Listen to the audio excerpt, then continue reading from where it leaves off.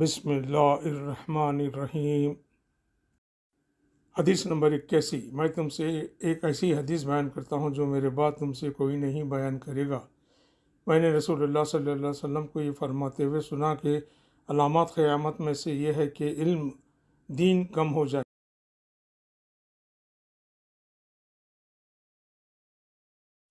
حدیث نمبر 82۔ میں نے رسول اللہ صلی اللہ علیہ وسلم کو یہ فرماتے ہوئے سنا ہے کہ میں سو رہا تھا، اسی حالت میں مجھے دودھ کا ایک پیالہ دیا گیا، میں نے خوب اچھی طرح پی لیا،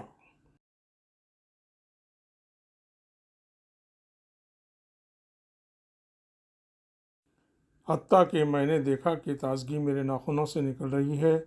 پھر میں نے اپنا بچا ہوا دودھ عمر بن الخطاب کو دے دیا۔ صحابہ رضی اللہ عنہ نے پوچھا کہ آپ نے اس کی کیا تعبیر لی؟ آپ صلی اللہ علیہ وسلم نے فرمایا، علم۔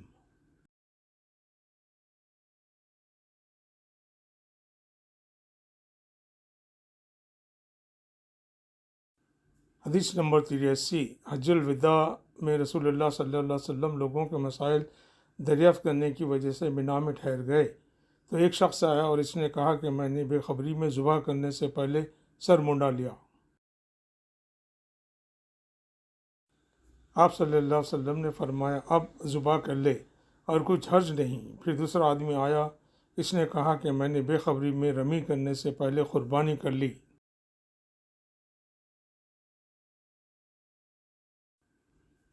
آپ صلی اللہ علیہ وسلم نے فرمایا، اب رمی کر لے اور پہلے کر دینے سے کچھ حرج نہیں۔ ابن عمرو کہتے ہیں، اس دن آپ صلی اللہ علیہ وسلم سے جس چیز کا بھی سوال ہوا جو کسی نے آگے اور پیچھے کر لی تھی تو آپ صلی اللہ علیہ وسلم نے یہی فرمایا کہ اب کر لے اور کچھ حرج نہیں۔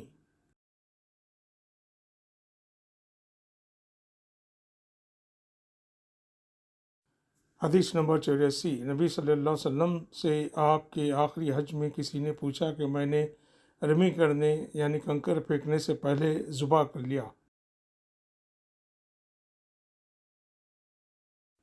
آپ صلی اللہ علیہ وسلم نے ہاتھ سے اشارہ کیا اور فرمایا کہ کچھ حرج نہیں۔ کسی نے کہا کہ میں نے ذبح سے پہلے حلق کرا لیا۔ آپ صلی اللہ علیہ وسلم نے سر سے اشارہ فرما دیا کہ کچھ حرج نہیں۔